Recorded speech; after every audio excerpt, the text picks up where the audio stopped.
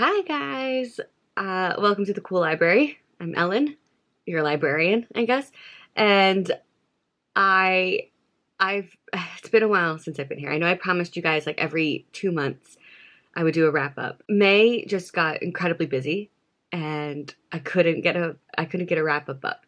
I couldn't get a wrap up up. Wow, okay. So instead, I decided to combine the past 3 months. So March, April, and May is going to be in this video. We're here to wrap up all the books that I read in those 3 months, and there were a lot. I know for the thumbnail I posed with a couple of books. That was only half of the books that I read in these 3 months. I read a total of, I think 26 books. Sorry, I read 27 books, not 26. And here is how that stats up. So we've got 9 books in March, 10 books in April, and 8 books in May. Yeah, the first 2 weeks of May, I don't think I did any reading because I was just so busy with stuff. I went on vacation to New York City. I was doing a lot of socializing and hanging out with people and staying up late, so didn't really get a chance to do much reading in May, but still got 8 books, which I'm actually kind of impressed with. Yeah, so we've got lots of books to talk about, which is why I'm probably not going to spend a whole lot of time on books. Most of these books, I don't even really remember much about them, but I can at least tell you my feelings towards them, because I remember my feelings towards a book, but not really the reason why those feelings are there. So then let's go by page count. This is the page count. I cannot tell you the total amount of pages because I don't feel like doing math. But if you're curious, you can do the math yourself if you would like.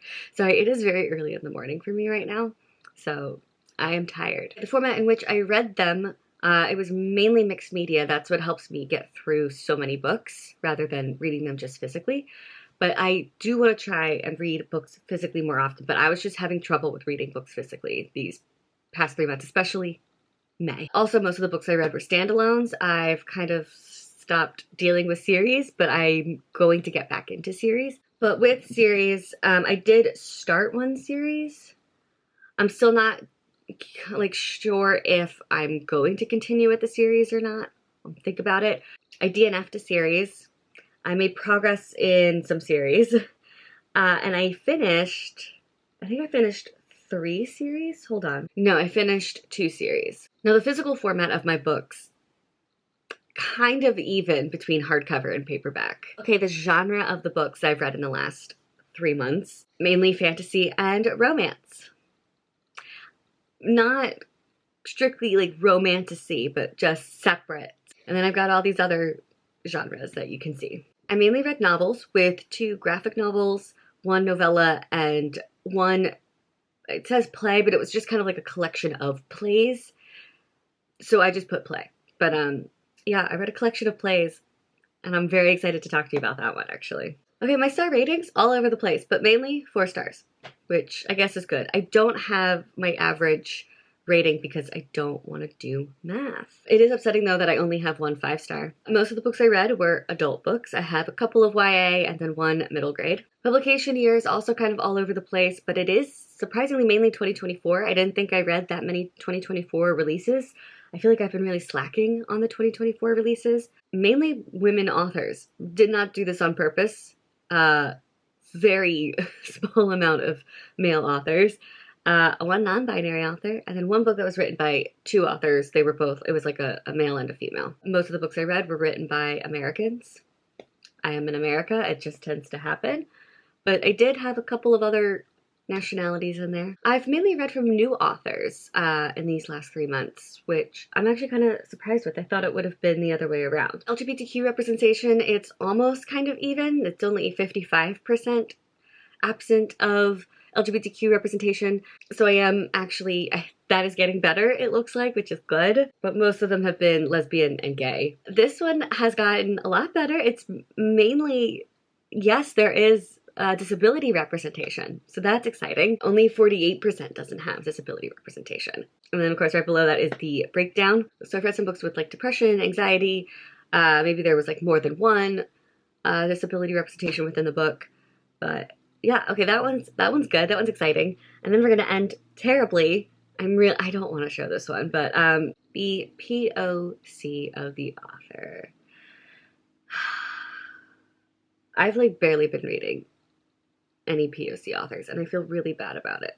I gotta get better at that. But I read 2 Asian authors, 1 Black, 1 Middle Eastern, and 1 Latin. Anyway, those are the stats. Now let's get to ranking these books. So the first book we have is Before Your Memory Fades by Toshikazu Kawaguchi. And this is going there, 2.5. This is the series I have decided to DNF. This is the second book in the Before Your Coffee Gets Cold series. And the first book I thought was okay. It was fine. And this one just kind of felt exactly the same as that one. And I've decided that it's not really for me. These books are just kind of boring to me. So I think that's why I've decided to DNF it. And this one just got 2.5 stars because, again, it was so boring. And again, the author had to explain the rules of the time travel so many times. And I'm like, I've read those rules like 10, 20 times in the first book. I don't need to read them 10, 20 times in the second book. Next, we have Raiders of the Lost Heart, which is going in the 4-star category. This is a romance based off of like Indiana Jones. And honestly, it was giving me the Lost City vibes, which I very much loved that movie. I think that's kind of what I got. This is also like an enemies to lovers situation. And I think I really enjoyed it. Yeah, rival archaeologists must team up on a secret Aztec expedition or it could leave their careers and hearts in ruins. I also love a good pun. No, I don't really remember much about this book, but I do remember enjoying it more than I thought I would. Like, I thought this was just going to be like a simple 3-star rom-com kind of book, but it ended up being a 4-star. I really liked it, and I really liked the guy in it. So this was very enjoyable. I recommend this one. Next, we have A Million to One by Adiba Jagadar. Oh my god, I feel like I butchered that so hard. It was a 3-star. Read it very quickly.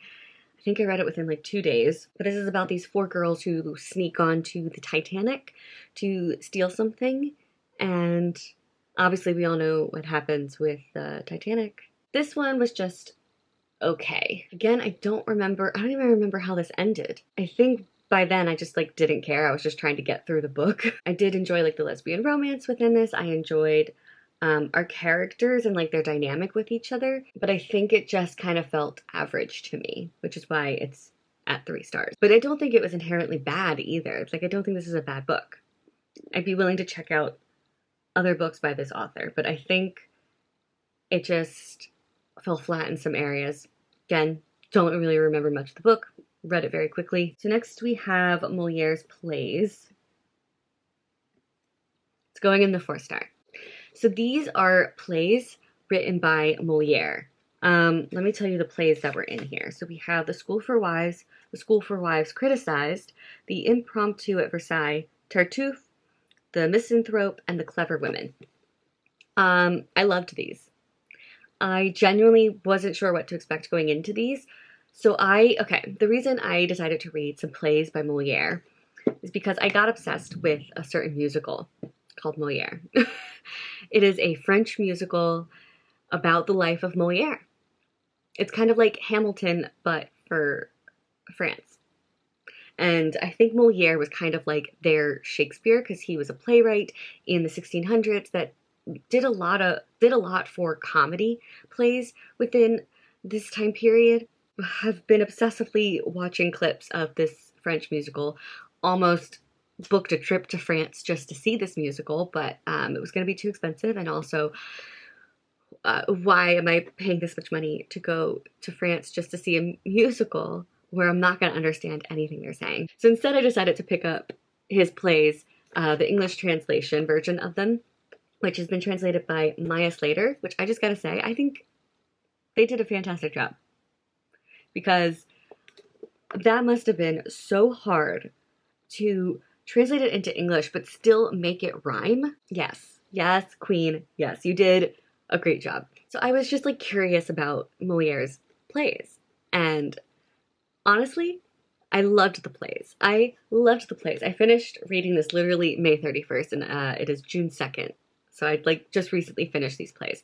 My favorites were definitely the ones in the beginning though. Like, I think my favorite was The School for Wives. But The School for Wives Criticized was like, go off. Go off, Moliere. I loved it. And I loved The Impromptu at Versailles. I liked Tartuffe, and then The Misanthrope and The Clever Women just were like too similar to each other for me that I feel like they should not have been right next to each other.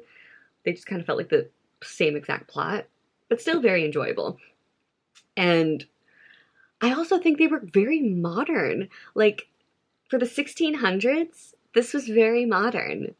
There was a lot of like talk and discussion about religion and like female equality and, you know, just stuff like that that I was like, really? And a man wrote these in the 1600s? Definitely check out the music from the musical of Moliere, even if you don't speak French. Like, I'm obsessed. I will not be surprised if it is in my Spotify Wrapped playlist at the end of the year. You know what I'm saying? Anyway, yeah.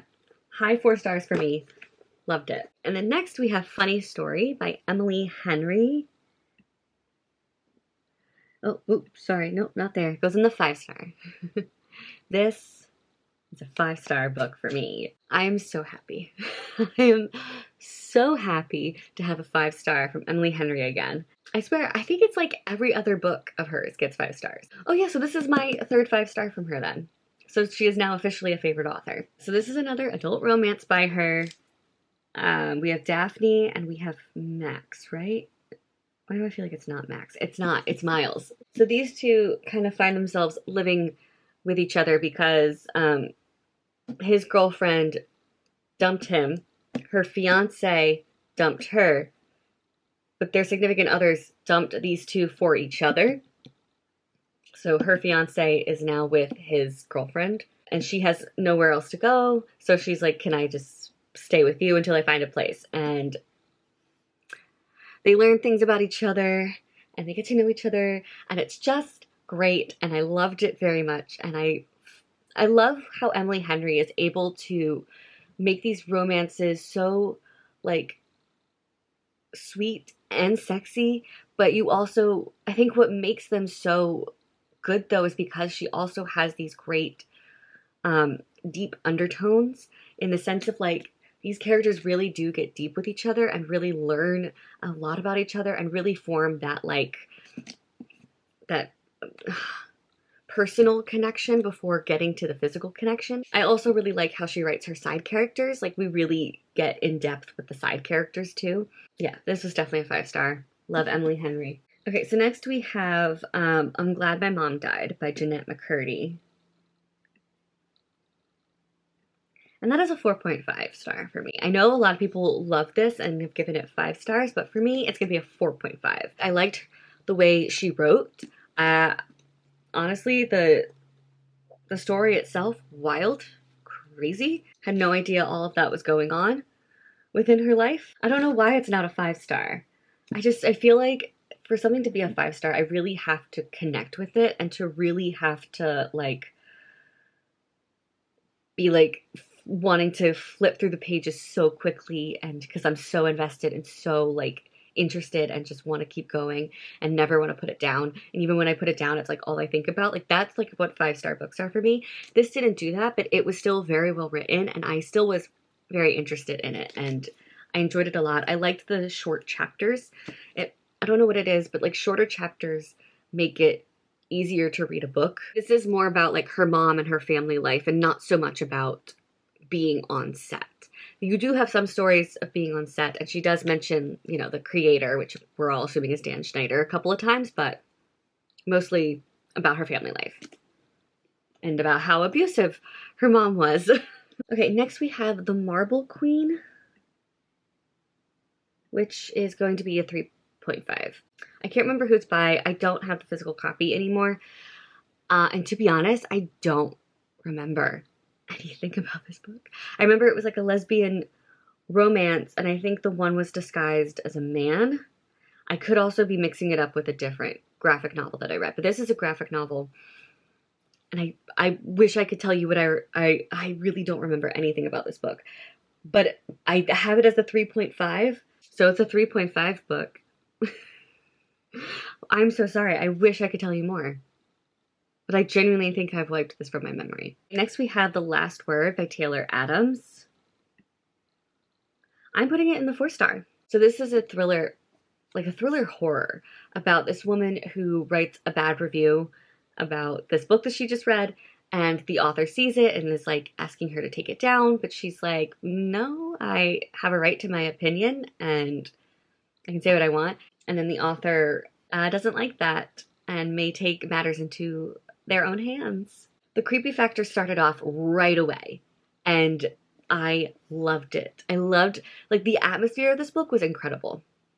If you like scary, creepy atmospheres, yeah, really does it well. It kind of got a little crazy by the end. There were like a lot of twists that were just like, some of them I really enjoyed, some of them I don't think I enjoyed that much. Overall, really enjoyed this book. I do also want to let people know, because I read this for my book club and some of them didn't realize that there were fake acknowledgments. So there was like acknowledgments and then the story kept going, because they were the acknowledgments for the book within the book. So like they stopped it right at those. They're like, oh, acknowledgments. Okay, the book is done. And it's like, nope, those are the fake acknowledgments. There's more book after that. So just know, don't stop at the first acknowledgments you see. Actually read those acknowledgments, because that has something to do with the story. And then there's more story. But no, I enjoyed this book a lot. Okay, next is So This Is Ever After by F.T. Lukens. 4.5 for me. I really love F.T. Lukens. I think that's what I've decided. This is the second book that I've read by them. The other one, I think I also gave 4.5 stars. I really liked that one, and this one I also just loved. They write fantasy romance YA, and this one had a lot of D&D references in it, which I really liked since I'm now becoming a D&D person. I actually, oh, speaking of D&D, I want to show you my recent purchase. It's a pillow of the D20 die. This book kind of takes place more like after the quest has been completed. So we start off with like our main guy killing the evil person that they've been trying to kill for months. And then it just is like, okay, well now what happens after that? And our main guy, because he killed that guy, is now king of this town. And he's like 18 or 17 and just like, I'm a teen. I'm a kid. I don't know how to run a country. So him and his friends are all trying to like help and run this country together. But of course, you know, things are going to happen that we're not going to expect, but there is also mainly a romance. I would consider this a romantasy, a YA romantasy, and I just loved it.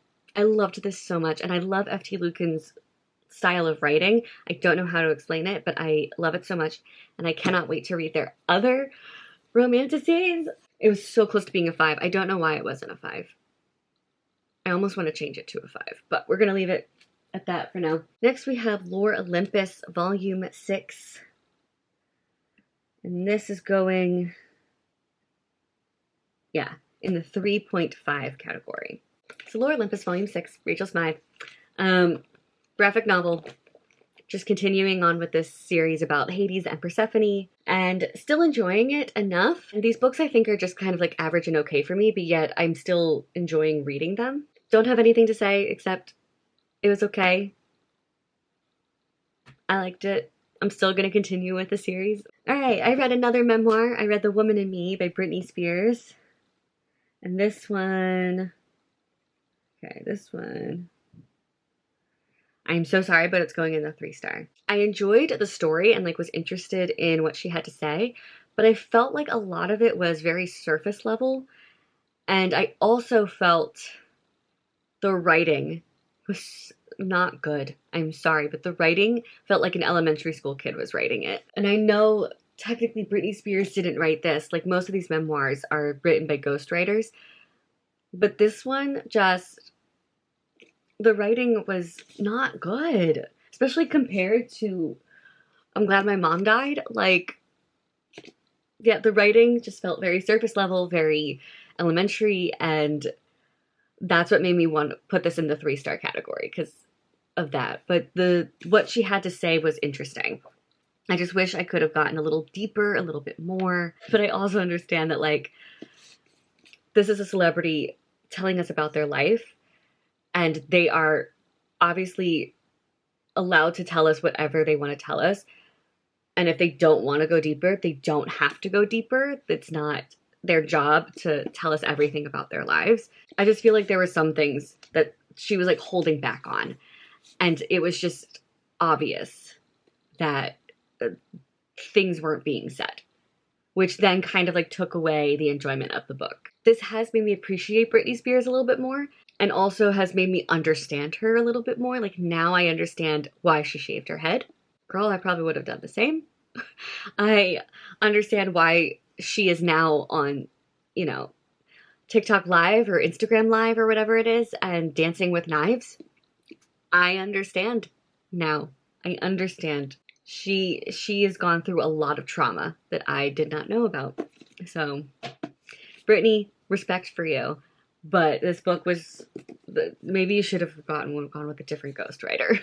Next we have To Sir Philip with Love by Julia Quinn. This is the 5th book in the Bridgerton series. Yeah, that one sucked. That was a 2-star. I will get to that later, but let me just also go to the other Bridgerton book, When He Was Wicked, which is book 6. And this one was okay. It was a 3-star. So let's start with To Sir Philip with Love, which is Eloise's story. Now, the reason I read these was because obviously season 3 was coming out, and I know that was going to be Colin and Penelope's story, which I had already read, but I figured they might also touch on Eloise and Francesca's story. So I was like, I also want to know this. And they did kind of touch on this a little bit so far in season 3. We have not gotten to this at all, which I'm thinking they might be changing her story. I don't know. But all I know is I'd be fine because I'm going to spoil. Okay, sorry. It's going to be spoilers with both of these. So if you don't want spoilers, don't listen to me talk about these books. But this is her love story with Philip Crane. We have met Philip Crane in the series. You could have replaced Philip Crane with a cardboard cutout of him and it would have been the exact same story. He also was just not a good father. I just have so many issues with Philip Crane. And then also, like, Eloise felt like a completely different person in this book. Like, this did not feel like Eloise at all. So it made me mad. So that's why it's a 2-star book. It was not good. And then When He Was Wicked, I'm glad I read this one. It's given me some insight on her romance because we're starting to get into her romance in this season with John Sterling. I actually did quite enjoy Francesca's romance. But it is like 3-star. Like none of these books are really going to be that good in this series, I have learned. Because again, I think all of these men in all of these books need anger management. But thankfully, his anger was not really directed towards her most of the time. It was always like when he was alone and just like needed to let out his anger. But we're not following Francesca and John Sterling in this book. We're following Francesca and someone else. Again, I'm going to spoil, so if you don't want to know. But John Sterling dies, and she then has a romance with Michael Sterling. This book is also very rooted in grief, and just kind of like, she's very much debating that, like, can she move on from John? Can she have another romance or a love like John? But then also, too, a big thing within this book is that Francesca really wants to have children, but it looks like she can't. And so it's also just like dealing with infertility, which I think was very good. Love that. Well, I don't love it, but like I love that we're talking about it and discussing it in a book. This one definitely had a lot more sex than I think any of the other Bridgerton books. This was definitely a lot more passionate. But unfortunately, the sex scenes didn't really do much for me. And then this was just... give me something else. Okay, so next we have The Wishing Game by Meg Schaefer, which is also going in the 4.5. The writing style was very whimsical, I guess I could say. I don't even know how to describe it, but whimsical, fairy tale-esque, and I really enjoyed it. In this, we follow a woman who is a teacher, and she has a student who's an orphan, and she really wants to adopt this kid, but she doesn't have the money or like place for like a good, solid, stable place for the kid to live. And like, it's not working out for her. Like, she just needs to make more money. She finds out that one of her favorite authors from when she was a kid, like, this author writes, I think they were trying to make it seem like it was like similar to the Magic Tree House series kind of a thing. Like, he's a very famous author. Kids have like, so many kids have read his books, whatever. He was like her favorite author growing up as a kid. He hasn't written a book in years. He's kind of taken a break from writing. But then all of a sudden he comes out saying he's written a book.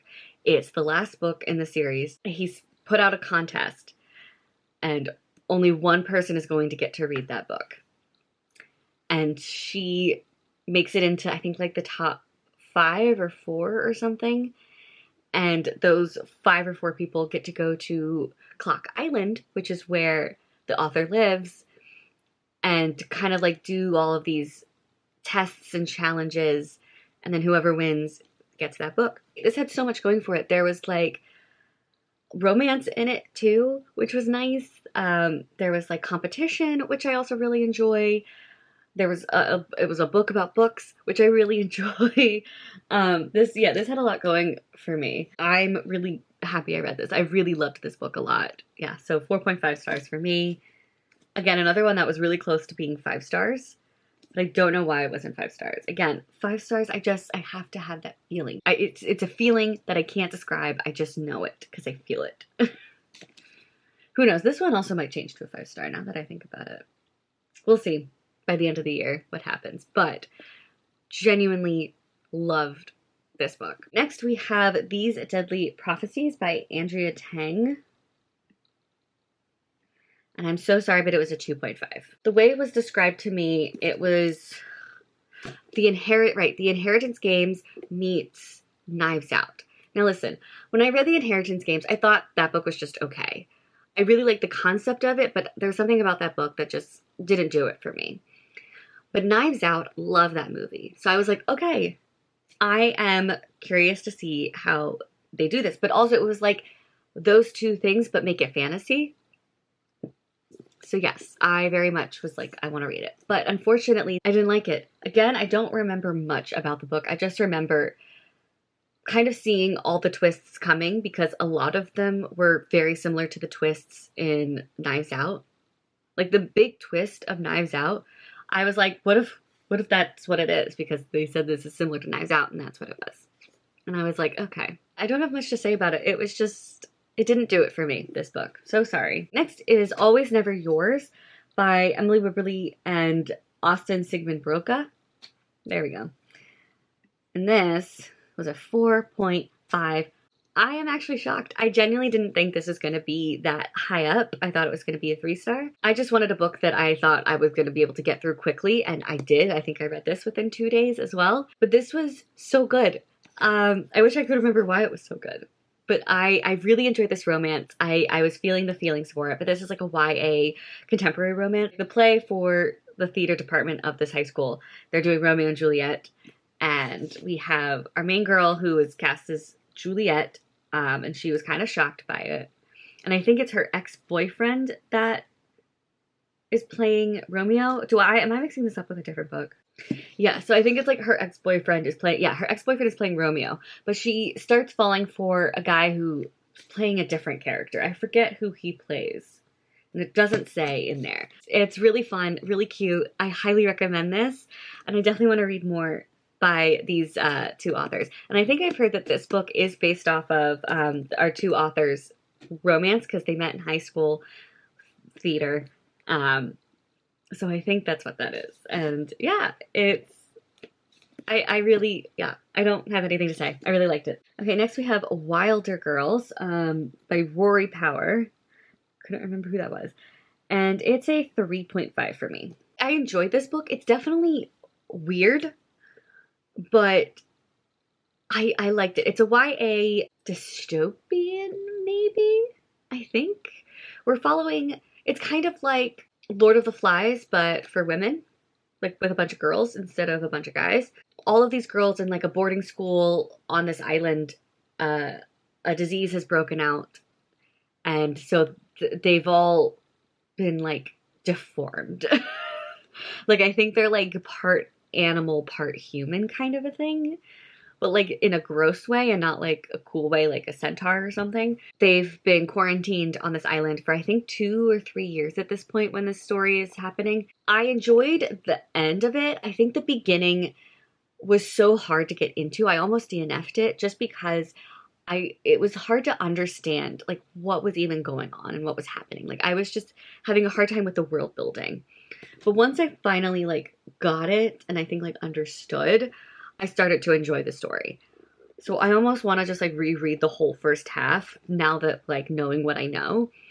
But it was very tough to get into, which I think is why it's a 3.5. Oh, next we have probably my favorite book title of all time. That Time I Got Drunk and Yeeted a Love Potion at a Werewolf. By Kimberly Lemming.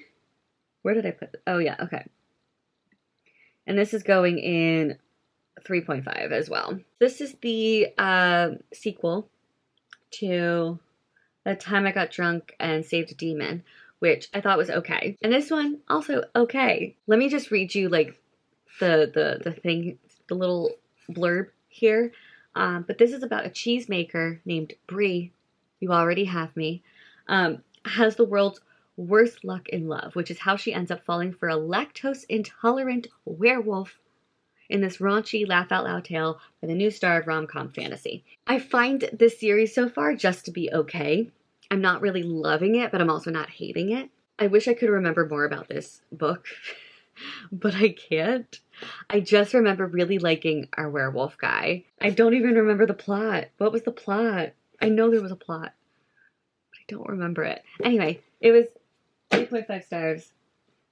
It was fine. Okay, next we have One of Us is Back by Karen M. McManus.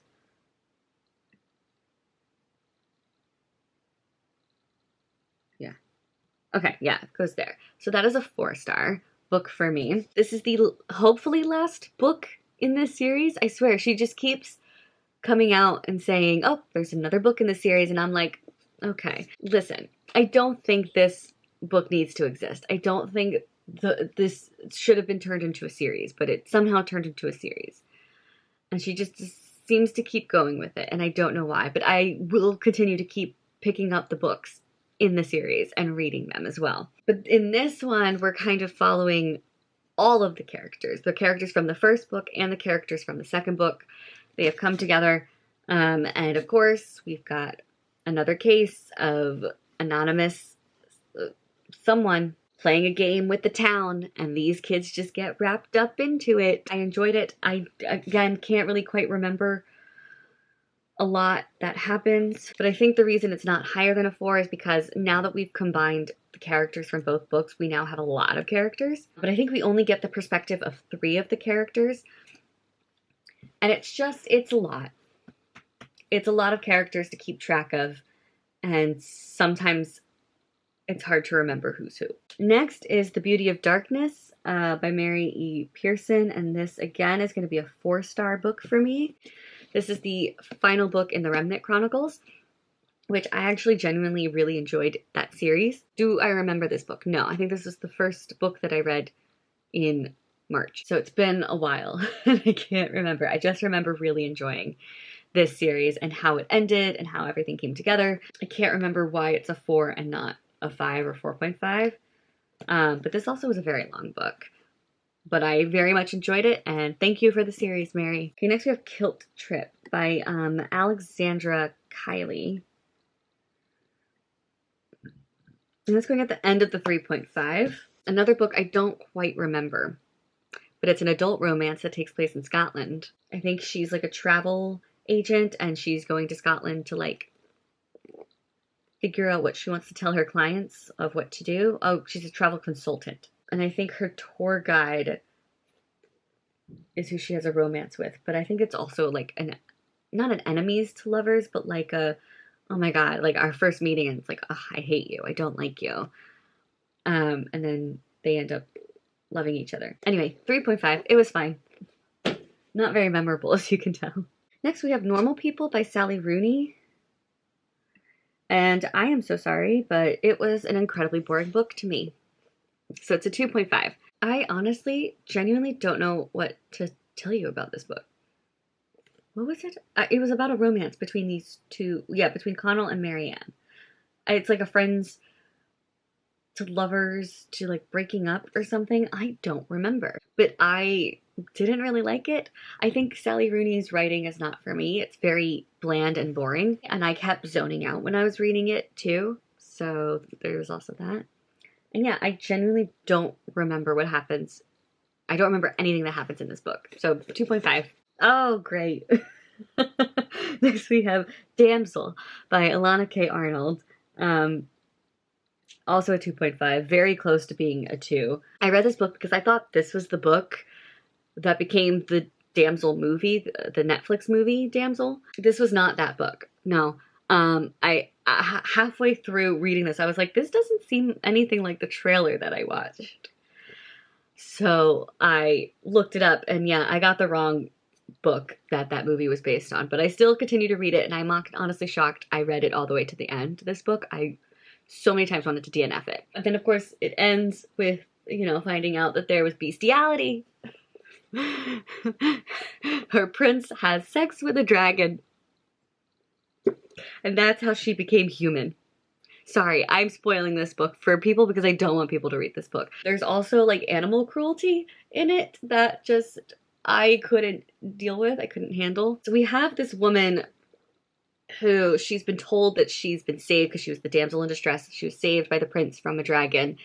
But she doesn't have any memories of her life. Oh yeah, we also have a very like abusive prince, emotionally, mentally, physically. And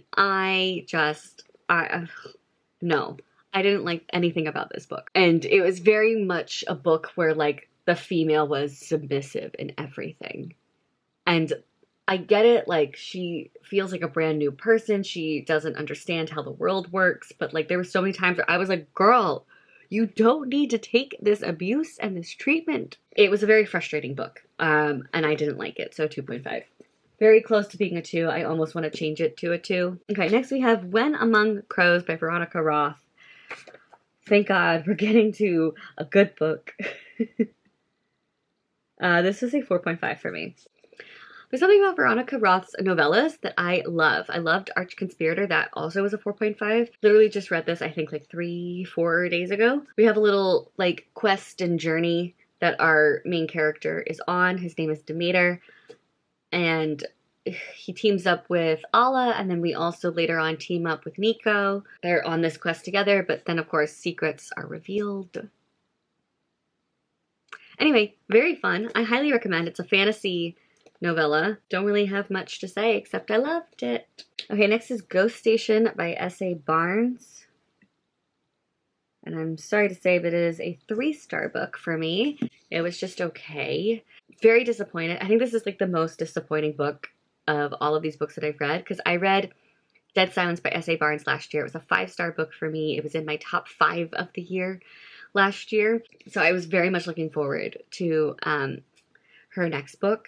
I'm really upset that it was just a 3-star book for me. It was so average. So this is an adult sci-fi horror that takes place on a different planet. We start off like in a ship, I guess, and we're following our main character, Ophelia, who has a very traumatic past, which we like slowly learn about as the book goes on. But she's also part of like the wealthiest family in the world. Not many people really like them. So she's from this family, and they automatically don't like her, and they're not telling her like anything. But slowly we learn secrets and that like everyone is keeping. But they land on this planet and something is not right. And that's all I'm going to say, because I feel like it's spoilers. But I think the reason this just was so average for me was because honestly, the book was so incredibly boring until we get to like maybe the last 50 pages. And that's when it finally like picked up. It took maybe to like about this point for someone to die. And I was like, it was so incredibly slow paced, and I don't like slow paced books. So if you like slow paced books, honestly, maybe This could be for you. Okay, so next is The Science of Being Angry by Nicole Melleby, which is a 4-star book for me. Just Nicole Melleby being consistent. I think I've given all of her books 4 stars. This is middle grade, contemporary middle grade. She deals a lot with LGBTQ as well as mental illness. This one, our main character, what's her name? Joey. So we have 11-year-old Joey who has anger issues. It's just about this 11-year-old living her life, but just like constantly being angry about everything and like not knowing why. I really like the way that Nicole handles mental health and LGBTQ, mainly lesbian is what she does. And I like that these are being talked about in middle grade books too. But yeah, no, I liked it. 4 stars. I'm going to keep reading Nicole Melleby's books. And then our last book, Waiting for Tom Hanks by Kerry Winfrey. What is it? Where does this go? Okay. So this goes in the 3-star category. It's an adult romance about this girl who is just waiting for her Tom Hanks. And by that, she means like a guy from, like a male lead from a rom-com, like Sleepless in Seattle, You've Got Mail, you know, just wants a Tom Hanks in her life and is looking for it. This is another book that I read very quickly, and because it was average, I kind of don't really remember much about it, but I do remember contemplating reading the second book in the series, but I still haven't decided yet. I do remember connecting with our main character because I too love those like old school rom-coms and have just been waiting for my Tom Hanks. But that's all I can remember about the book. Those are all the books that I read in the last 3 months. Now, I also did this for my movies and TV shows, so I will link that video down below if you also want to check that out. But yeah, and then I'll see you guys next time. Hopefully I'll come out with some reading vlogs instead of just these wrap-ups. Okay, bye.